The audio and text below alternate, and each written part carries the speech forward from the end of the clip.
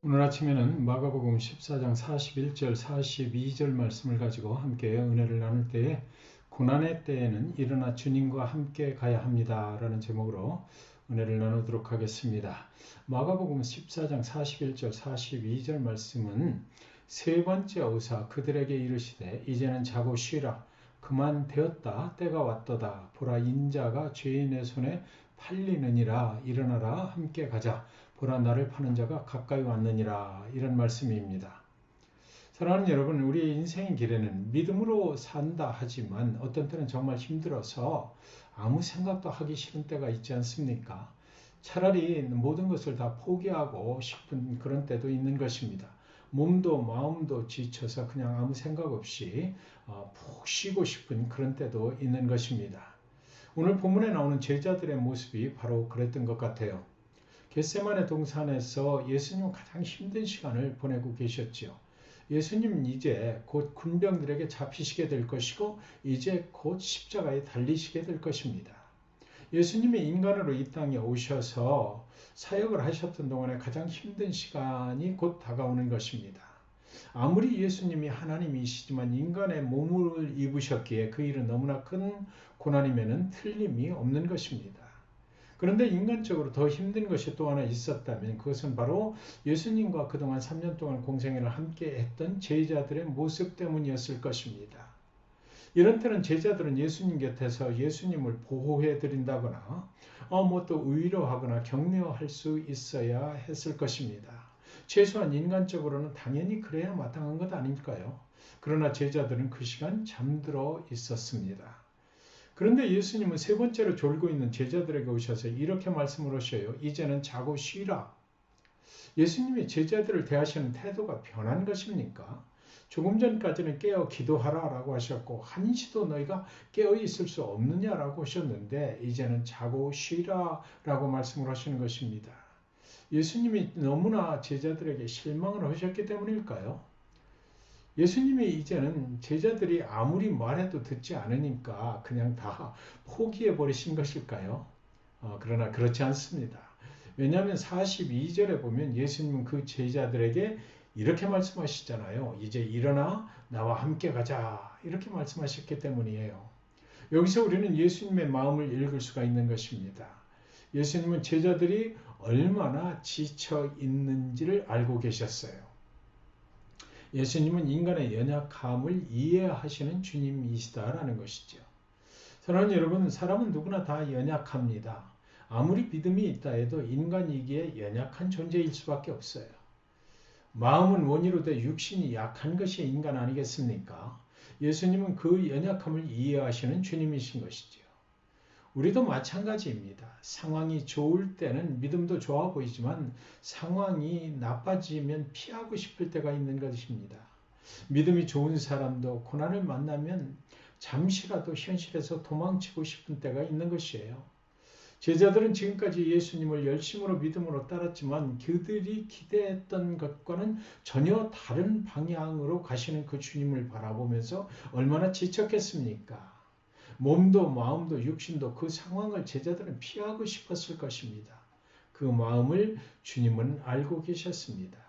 저와 여러분이 고난을 만나면 두렵고 피하고 싶고 그 고난으로부터 도망치고 싶은 마음이 드는 것을 주님은 이해하시는 주님이시라는 것이지요. 그런데 예수님의 말씀은 여기서 끝나지 않아요. 예수님은 곧 이어서 이렇게 말씀하십니다. 그만 되었다 때가 왔도다 라고 말씀하세요. 시간이 지나면 좀 괜찮아질 것이다 라고 말씀하시지 않습니다. 이제 더 이상 미룰 수도 피할 수도 없는 그 시간이 이제 왔다라고 그렇게 말씀하셨습니다. 우리도 인생을 살다가 이런 미룰 수도 없는 순간을 만날 때가 있습니다. 믿음의 길을 가다가 보면 이럴 때가 있는 거죠. 현실을 피해서 도망친다고 해결되지 않는 때를 만나는 순간이 있는 것입니다.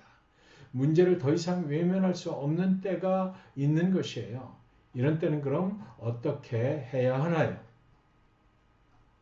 믿음 생활을 하면서 하나님의 뜻을 따라 살다가 이런 때를 만나면 단순히 고난이라고만 생각해서는 안 된다는 것이죠. 이때는 머무르거나 피하거나 할 때가 아니라 주님과 이 고난을 통해서 이루실 주님의 뜻을 생각할 때라는 것입니다. 이때는 머무르거나 피하거나 해서 되는 일이 아니에요. 그렇기 때문에 이 고난을 통해서 주님이 나에게 향하신 그 뜻을 이루실 때다라는 생각을 가지고 주님과 함께 당당히 앞으로 나아가야 할 때인 것입니다. 주님은 제자들에게 말씀하시기를 일어나 함께 가자 말씀하셨어요. 하나님이 이루시는 일을 보기 위하여 나와 함께 가자라는 초청인 것입니다. 나에게 주신 그 고난을 통하여 하나님의 뜻을 이루시는 것을 내가 너희에게 보여줄 테니까 일어나서 이제는 함께 가자라고 초청을 하신 것이지요. 예수님은 고난에서 도망치시지 않으십니다. 숨지도 않으셔요. 피하려 하지도 않으십니다. 자신을 해칠 사람들의 손에 넘겨질 것을 아시면서도 그 길을 당당히 받아들이고 그 길을 가시는 것입니다. 왜일까요? 그 길이 힘들지만 그 길이 하나님의 뜻을 이루는 길이기 때문인 것이죠. 저는 여러분, 하나님의 뜻이 여러분의 인생에 이루어지길 여러분 원하십니까? 그렇다면 우리 인생에 고난이 닥쳤을 때 우리도 예수님처럼 당당히 고난 앞으로 나아가야만 되는 것입니다. 고난 속에 역사하시는 하나님을 그때에 우리는 보게 되지 않느냐고요. 그것을 피해갈 일이 아닙니다. 당당히 그 앞으로 나아갈 때에 주님의 손을 잡고 나아가면 우리도 나를 통해서 이루시는 하나님의 뜻을 보게 되기 때문이지요. 그러나 한 가지 주의할 것이 있습니다. 그때에 우리는 혼자 가면 안 됩니다. 이미 고난을 통하여 하나님의 뜻을 이루셨던 주님과 함께 가야만 합니다. 우리는 그 고난을 이겨낼 힘이 우리에게는 없기 때문이에요. 오늘도 주님은 일어나 함께 가자 고난 앞으로 당당히 우리를 초청하고 계십니다. 그날의 연약한 제자들은 주님이 십자가의 죽으심까지 온전하게 따라가지 못했지만 오늘 우리에게 일어나 함께 가자 이렇게 손을 내미시는 주님은 우리가 당하는 고난을 승리로 이끌어 주실 주님이시기 때문에 우리는 주님의 손을 잡고 당당히 나아갈 수 있는 것입니다. 왜냐하면 그분은 고난 가운데 하나님의 뜻을 이루시는 경험을 미리 하신 분이시기 때문입니다. 오늘 하루의 삶 속에서 일어나 함께 가자 초청하시는 주님의 손을 잡으시고 여러분의 인생에서 하나님의 뜻을 이루며 승리하실 수 있기를 주님의 이름으로 간절히 축원드리는 것입니다. 오늘 말씀 기억하시면서 기도하겠습니다. 하나님 아버지, 우리는 우리에게 당하는 그 믿음의 길에서 당하는 고난을 다 이해할 수는 없지만 오늘 말씀을 통해서 일어나 함께 가자.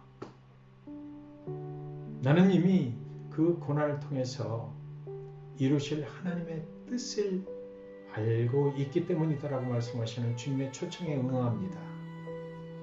일어나 함께 가자 초청하시는 주님의 음성을 듣고 이미 그 경험을 하셨던 주님이시기에 분명히 주님의 손을 잡고 가면 우리에게도 향하신 그 하나님의 뜻을 이 고난을 통해서 승리로 바꿀 수 있는 것을 믿기 때문에 이 시간 주님의 초청에 응합니다.